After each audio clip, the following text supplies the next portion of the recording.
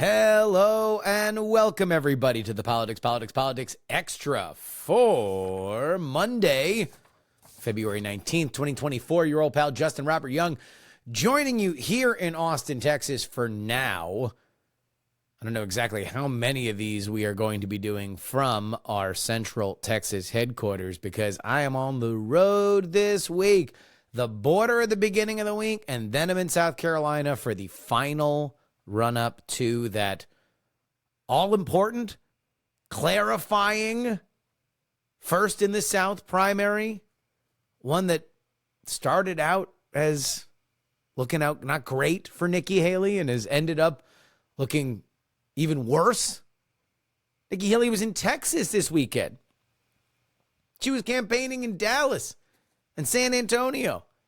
She very much believes that she is going on to Super Tuesday, and she is acting like it, but holy moly, if she catches what it looks like in these polls, the fade she's about to catch in her home state, a 33-point loss in her home state. Going to be hard to move forward from there. But we got a little bit of Nikki Haley. We got a little bit of a potpourri of Trump issues, including one that is going to involve journalism. I had a bit of a journalism issue this weekend. We've got some Biden talk, including the continued questions from Meet the Press specifically about whether or not Biden has gone back on his promise to be a bridge to a new generation of Democratic leadership. And then a little bit of look at Trump's legal situation. Not only do we have the Fani Willis mega drama, right? The like Bravo level drama of Fani Willis over the last 7 days, but also a judgment and a civil fraud case against Donald Trump and his business that has left him on the hook for paying $350 million before interest. Whew. It's a lot of scratch. All that. But first,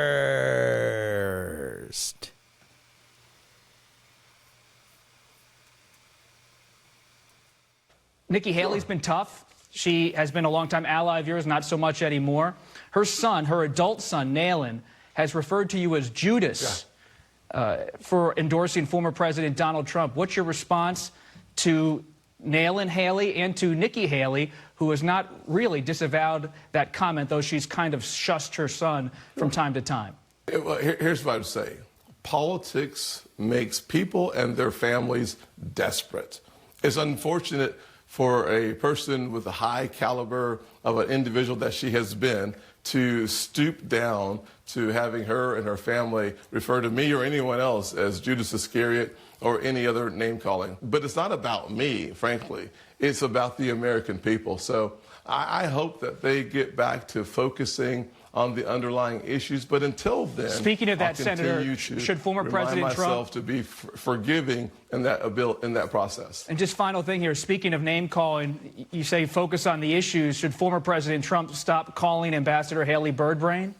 Well, I think her son should stop calling me Judas Iscariot. So there's lots of things that we can talk about, but let's just keep our focus on the American people and why it's so important for us to, as elected officials, to focus on their issues. One of the reasons why President Trump is leading so significantly in the polls, one of the reasons why he actually won more women in New Hampshire in the poll, in the results of the election than Nikki Haley did, because he was focusing on law and order and securing our southern border and safety in our streets, improving our economy. These are the issues that we should focus on, not the back and forth and the challenging times in which we live, and the simple comments that are, they're throwaway comments long term, but they can do damage short term.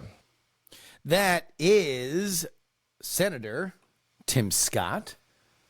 He talking with Face the Nation about the bad blood between him and Nikki Haley, and there is bad blood. Let's remember, Tim Scott would not be a senator if we're not for Nikki Haley naming him to that post when he first joined that chamber. And obviously the family Haley does not believe that, he has shown sufficient loyalty. But then again, one of the things that happened on multiple different shows this week was Tim Scott being asked whether or not he would certify the election. This, of course, is an analogous question to what Mike Pence did back in 2020, and that's because Tim Scott is being treated like a vice presidential pick. I think I said on Twitter, somebody listed all of the betting markets for Trump's vice president, and Tim Scott was low. I like him as a value play. I still think it's Elise Stefanik's to lose. I still believe that Donald Trump does want a woman. We've heard too much smoke about that.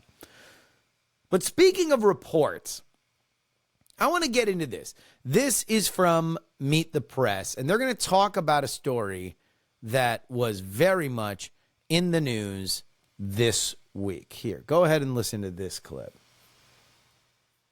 A policy issue that has been in the spotlight this week, abortion, Mara, because revelations, New York Times first to report, NBC News has confirmed that Trump is considering backing a 16-week federal ban. He likes, I'm told, a nice round number. What do you make of this? What's the implications? Well, here? there's two aspects of this. Democrats are going to say he's for a national ban. He doesn't want states to decide. Every blue state that's codified road, that's going to go in the garbage can. So that's one impact of it. But the second thing that I think is incredibly interesting is that Donald Trump is acting like a normal politician. He usually doesn't do that, but he's trying, if this story is true, to move to the center on abortion for the general election, to get more where the majority of voters are. And you know what? There is a consensus on abortion in this country. It used to be called Roe.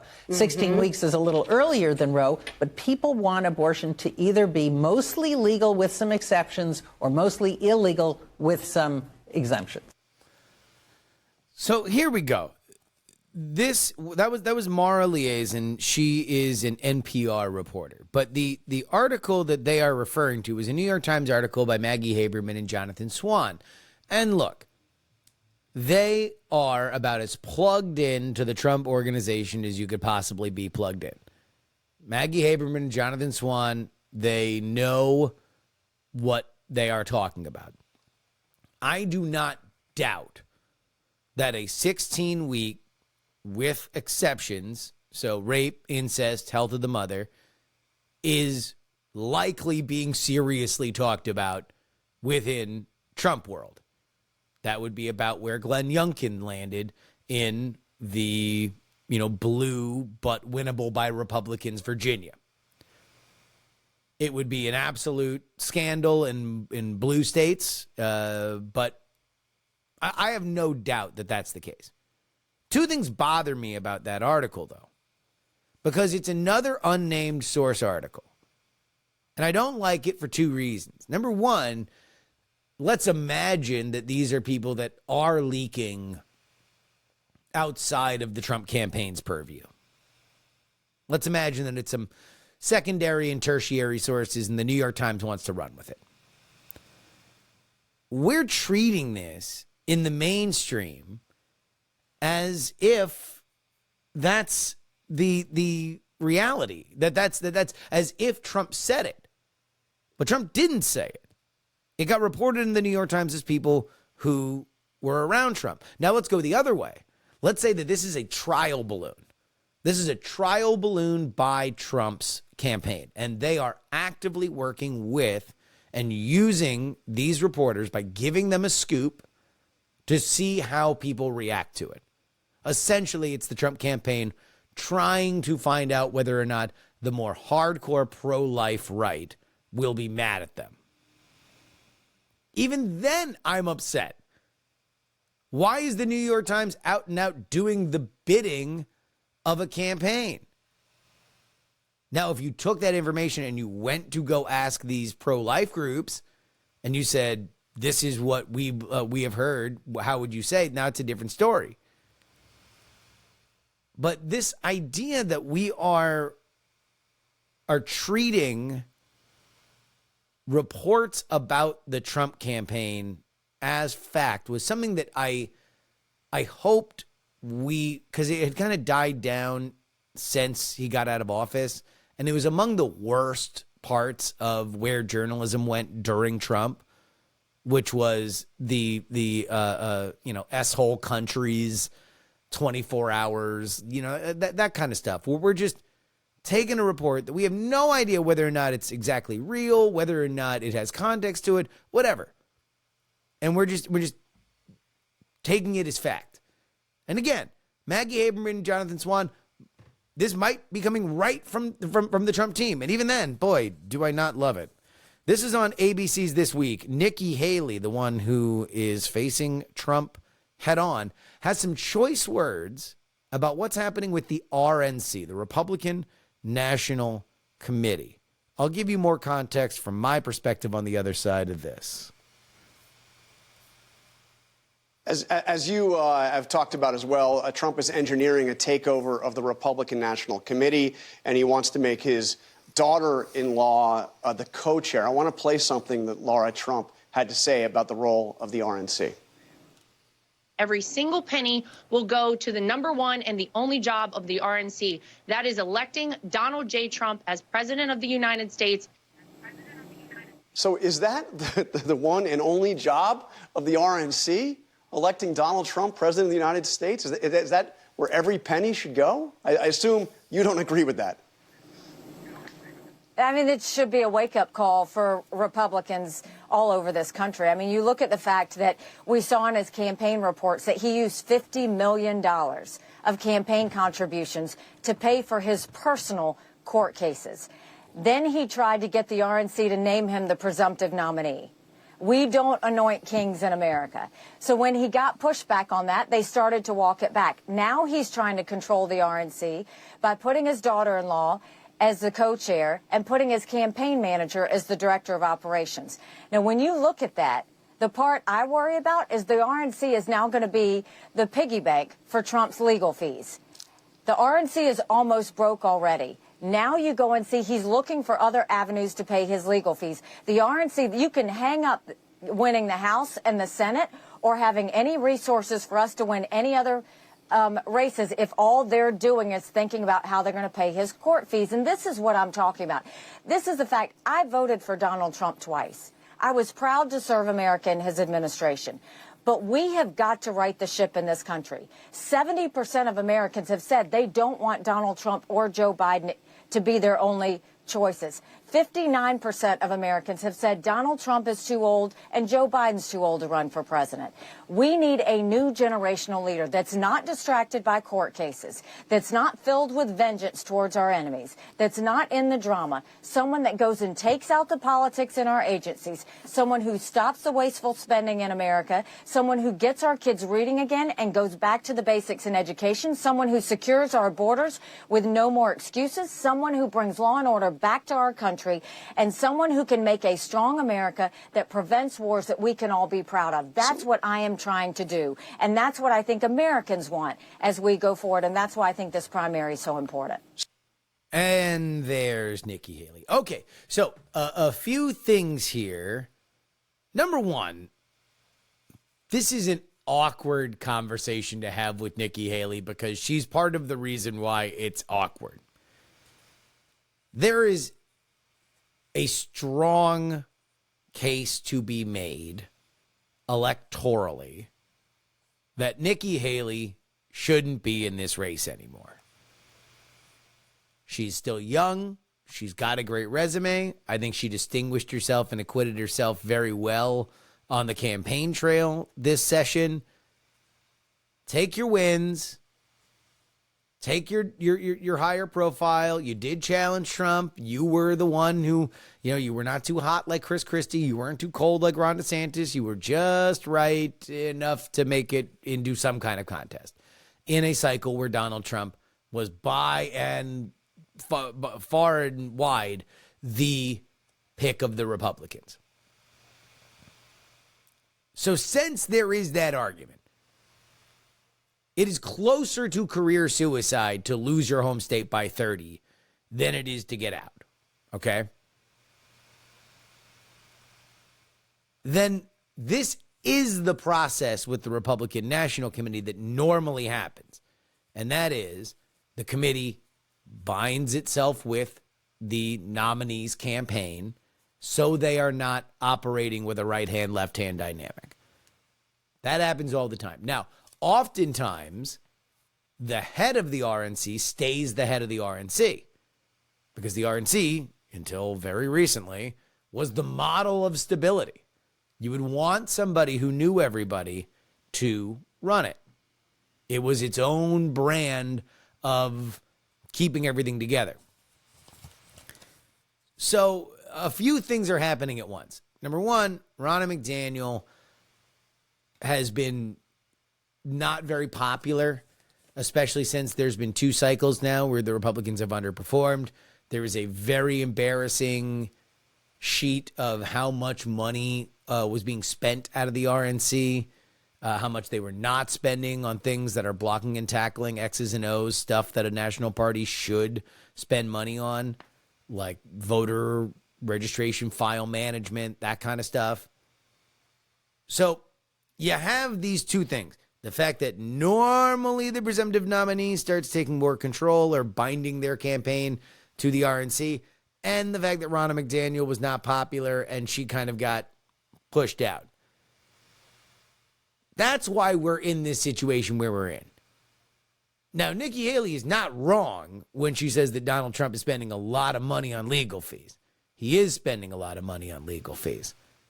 And, you know, disagree, and that's you and I'm sorry. But Donald Trump is asking, why spend mine when I can spend yours? But there's no reason why Nikki Haley's still in this race.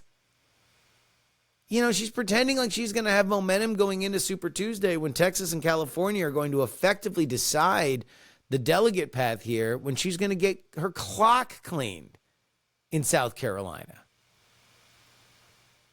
You know, especially looking at her donors, it's getting harder to look at her and say that anything else is happening but an ejection of Nikki Haley from the Republican Party. I will say that from where I stand right now, I would still bet money that Nikki speaks at the Republican convention and not the Democratic convention, but I would not be surprised if we see Nikki Haley speak at the Democratic convention at this point. Let's go ahead and get to our last clip in this segment. This is your friend and mine, Lindsey Graham, on Face the Nation, specifically talking about aid to Ukraine and Israel. Here we go. But Putin's watching what's happening in Congress, and he must wonder, where is the Republican Party these days? Former President Trump has been invited by President Zelensky to come to the front lines. Should he do that? And do you have any concern, Senator Graham, with how former President Trump has spoken about NATO allies and how he has said if they're delinquent on payments to NATO, well, Russia can do whatever the heck it wants? Is that appropriate, especially in terms of U.S. foreign policy? I think what's appropriate is for everybody to meet the obligation of 2%. Sam Nunn in 1984 threatened to withdraw 30,000 troops a year from NATO if they didn't make the 3% number back in the 80s. So here's what I think. They should pay up. 19 of 31 NATO nations do not contribute 2% of GDP. I want to have a system where if you don't pay, you get kicked out. But no, I'm not inviting Russia to invade Ukraine. President Trump is right to want NATO nations to meet their obligation of 2%. We need to turn it into an obligation that means something. I'm a big fan of NATO, but there's $70, $80 billion left on the table. If you're in NATO, pay the 2%. There we go, Lindsey Graham. This one didn't have a ton to do with the campaign stuff. I wanted to keep this mostly Trump campaign, but I didn't know where else to put, and I did think that that was interesting. And it wasn't actually the clip that I wanted. Oh, wait, no, that's the next one. So let's talk about this one right here. Donald Trump is right because he wants NATO to pay up. NATO is a weird buzzword these days, a very weird buzzword. It shows you where the coalitions of our major parties have slipped, that NATO used to be something that was very much at home on the muscular right, and now it is like almost a Democratic buzzword, right? It's like affirmative action, restorative justice, and NATO, which is just insane that that's the case. About the Trump side of this, you know, the clip that made this go viral was Donald Trump telling an old story, a story that he talked about in real time and he campaigned on, which was that NATO's a bad deal for the U.S. When I become president of the United States, I'm going to go to NATO. I'm going to say that you should pay us what you have agreed to pay us. And if not, then we'll start doing something about it. And the story he told was when he went and said exactly that with the, you know, one of the people, whether or not this story is true, where one of the countries said, well, if we were attacked by Russia and we weren't paying, would you, you know, respond? Would you respond to Article 5, I assume? And Trump said, no, I don't know. Like, but it was in the past. At least that's how I heard the clip. All right, one more Lindsey Graham clip. This is Lindsey Graham on something that I found fascinating. This is him on foreign aid. And specifically, he voted no. He helped shut down the border compromise bill. He did not vote for the clean foreign aid bill that is now DOA in the House, but is suggesting that there is a compromise that he could be there for. You stunned many of your colleagues and U.S. allies around the world when you opposed this recent... I did. No, you did. With opposing this bipartisan legislation. Now it seems you are prepared to support this emerging House legislation from some of these centrist Republicans and Democrats. To be clear, this is a $66 billion package that goes across Israel, Ukraine, and border security. Are you saying this morning that you are a yes vote on the Fitzpatrick House proposal? Yes, I'm saying that the House proposal, it depends on how it's written, makes perfect sense to me. I think you'll pick up 6 to 8 Republicans who want to help Ukraine but believe that the bipartisan border bill was not sufficient enough. Why did I vote no? I want to help ourselves by securing our border. I want to help Ukraine, Taiwan, and Israel. The border provisions were not adequate to the task, even though there were many good things. So Remain in Mexico is the #1 game changer. You put that in the package. You slim down the package to lethal aid, but I would support humanitarian aid, smaller in number, if it was a loan. Again, the Europeans have made 33 of their $50 billion transfer to Ukraine a loan. Let's make it a loan. I think that gets you President Trump on the aid part. Let's go to Remain in Mexico. We've got a package that will work. Lindsey Graham on Face the Nation. So the thing that I found the most interesting was that Lindsey Graham, after it was clear that slimmed down or the borderless aid package was going to pass the Senate, voted no on it. Part of that's strategic because he knows that his vote isn't going to actually change it, but it was notable because nobody likes to send money to foreign countries more than Lindsey Graham does. And the bloodier the consequences, usually, the more he is happy about it. But he didn't this time. And he echoed something that Donald Trump said, which was that if we're going to be giving foreign aid, a lot of it should be loans. There should be some sort of theoretical payback that should be attached to it. And even Trump, when he was talking about it, was like, yeah, so that way when they don't pay back, then we can ask for something else. A very, deal-centric way that Trump was looking at it. But Lindsey Graham echoed that. And part of what I found fascinating about that clip as it relates to Trump is that he's saying, let's do this so Trump doesn't kill the bill like he did with the border bill. What Lindsey Graham is saying is that Donald Trump needs to be at the table. If you give him something that he wants during the negotiations, then things will go a little bit quicker. And if there's anybody who seems who would have a sense of how to get Donald Trump to agree to various different legislation, it's probably Lindsey Graham.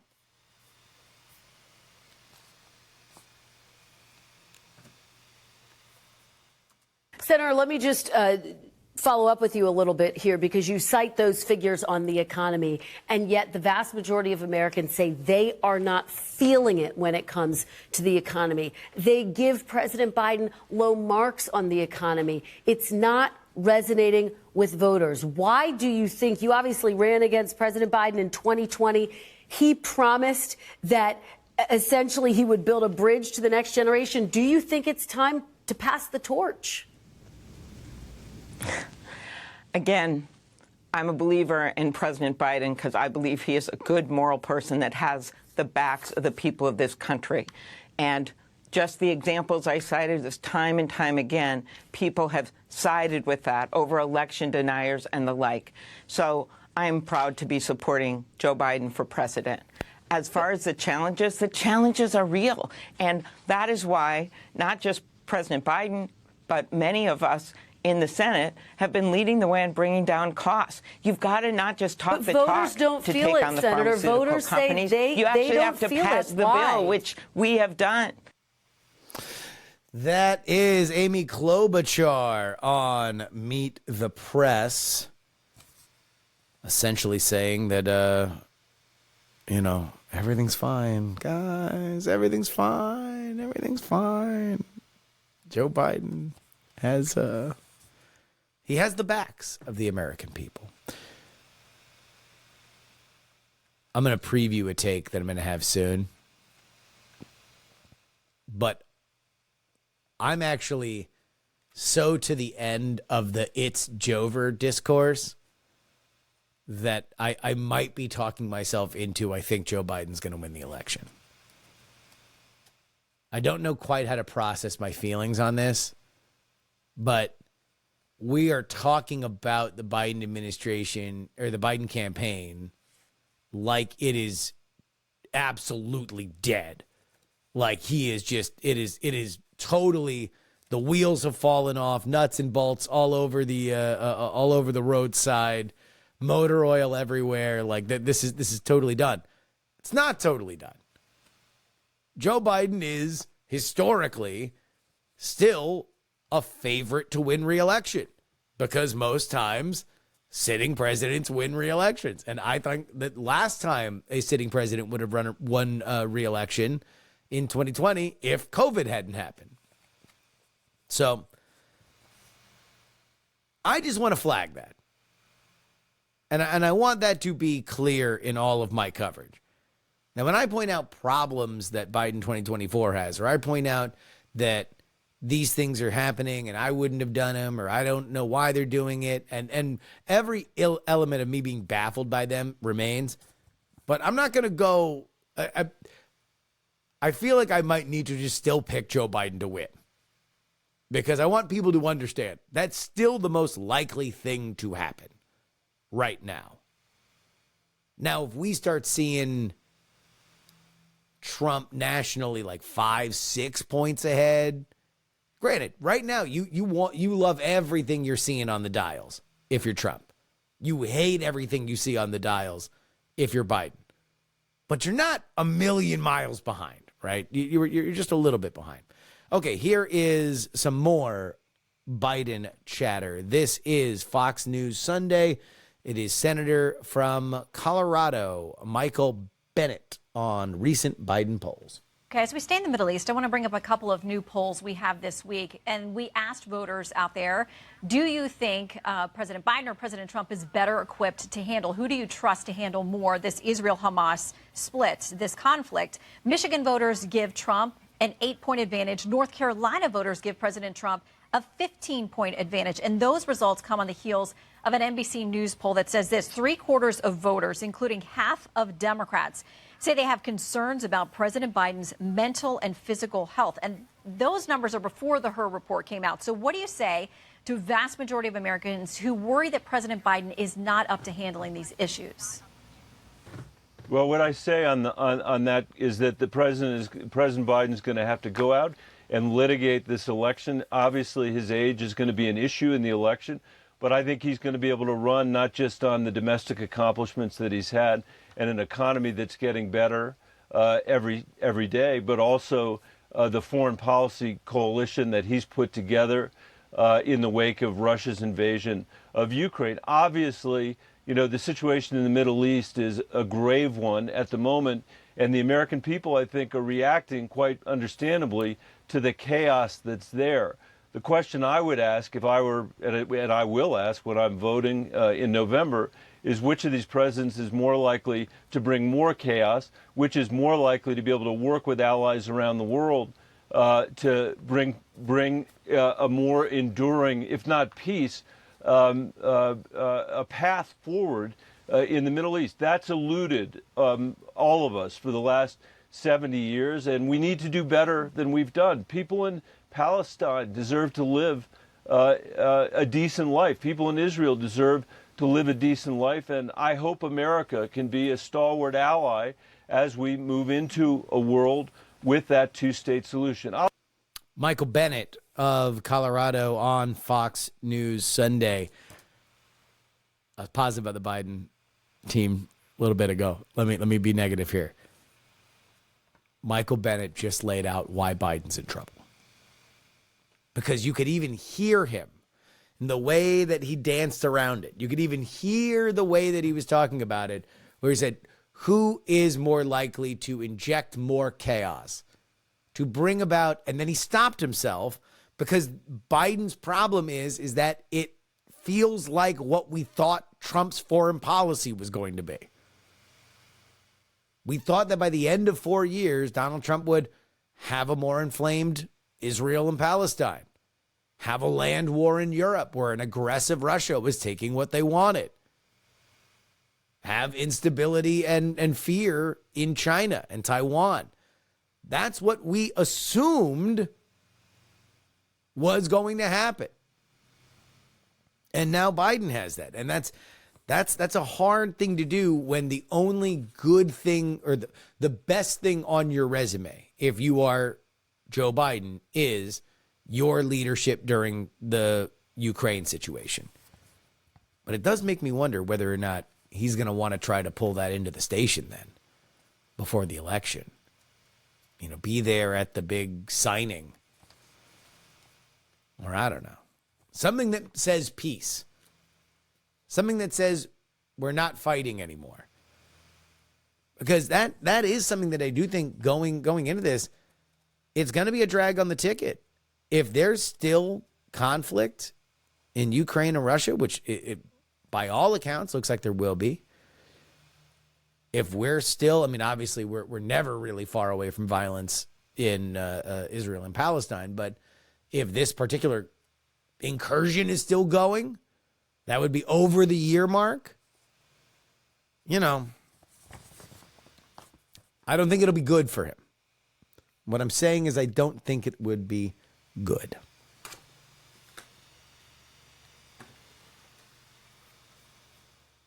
Nikki, down in Fulton County, Georgia in recent days, Fani Willis took the stand. Do you expect her to be dismissed or disqualified from the Georgia election interference case?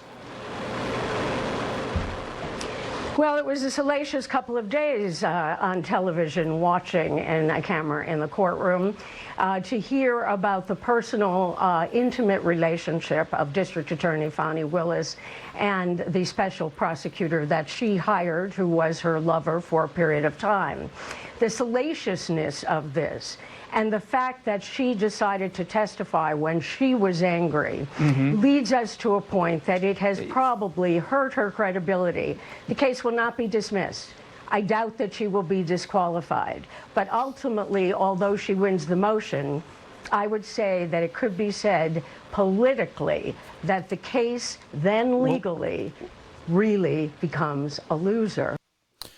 That is CBS News legal analyst Ricky J. Kleiman saying that the fascinating Fani Willis testimony from this week, where she was not scheduled to testify, she had a friend from college directly contradict what she said about when her and the lead prosecutor for this Trump case, who they were secretly dating. We now know that they were secretly dating. What we don't know is whether or not she benefited by going on these trips that he was not being paid back for. Fani Willis said that she paid cash to him, and she keeps thousands of dollars of cash in her home. It was a exceptional several hours worth of legal stuff that was happening there. And I tend to believe our CBS legal analyst here. Now, I was curious to hear from her perspective how likely it is that she would be disqualified from this, because that's something that I have no sense on. And anybody who is primarily a political commentator, just be wary of anybody who is seamlessly able to go into Fulton County law, because this is an edge case of something that very rarely happens. Anybody who has super confident opinions on this, be wary. But I was curious her perspective. She says she's probably not going to get knocked off it, but in terms of the eyes of the electorate, it's hard to say that Fani Willis is somebody who is dealing with an even keel. We have one more clip from Ricky J. Kleiman. This about another Trump legal entanglement. This, his business fraud trial in New York City. Civil fraud case. What do you expect next on that front, and how is he going to pay? Well, let's look at if he has a good appeal, and I think that many legal experts would agree that he does, and for two reasons. Number one, this is a statute out of the state of New York that was designed against fraud, but consumer protection fraud. That is, people who did not have sophistication in the marketplace, people who could be taken advantage of by a scam. Here, the president's lawyers have persisted in saying that there was no victim here, that the banks were repaid. They were never late with the payment. The banks were happy to do business with them. The banks could do due diligence, and the banks went away happy, and the banks were satisfied. So they have challenged this law from the very beginning, and an appellate court might want to take a look at it because it is a way of putting an industry or a company out of business. Secondly, Donald Trump and his lawyers will look for a reduction in the amount of the penalty.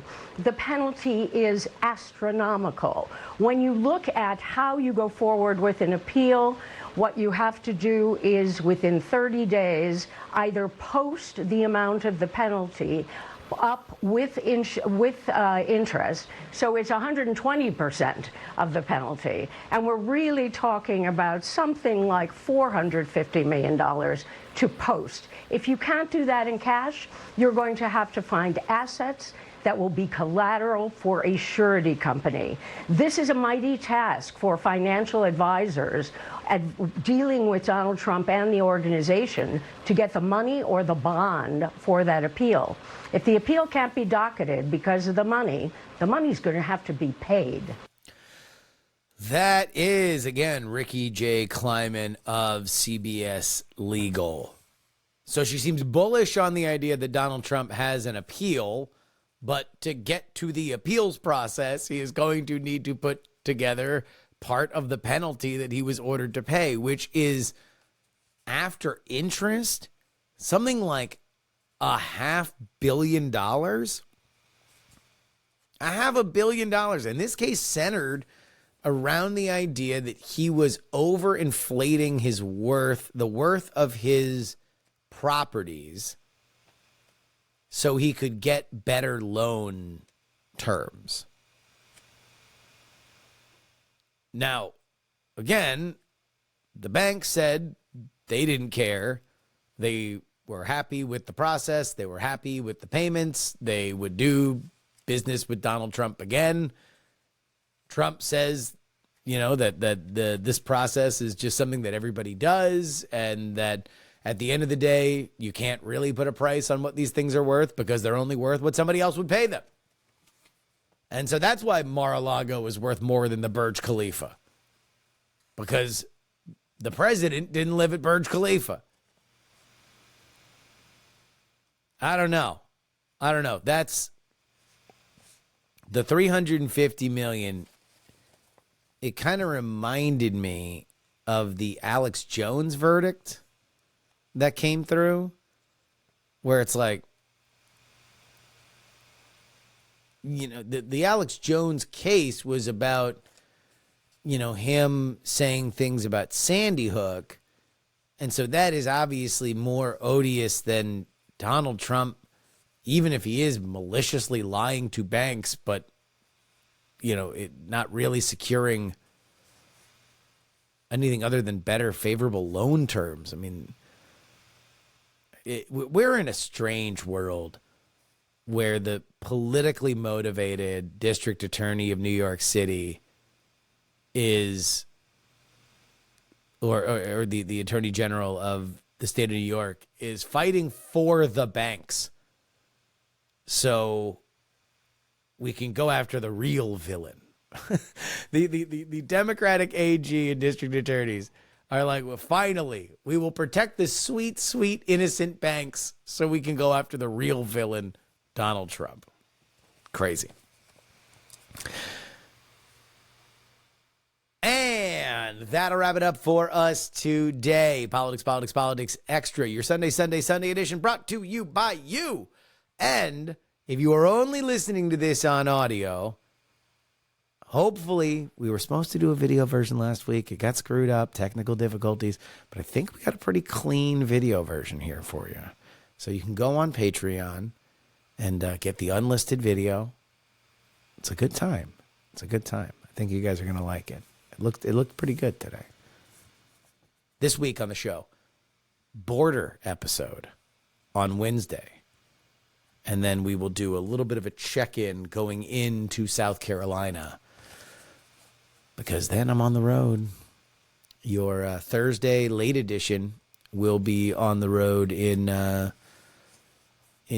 South Carolina, and maybe we'll do a little tag there on the road in my sweet state of South Carolina. But that'll be this week. Till then, this is your old pal Justin Robert Young saying, politics has three names.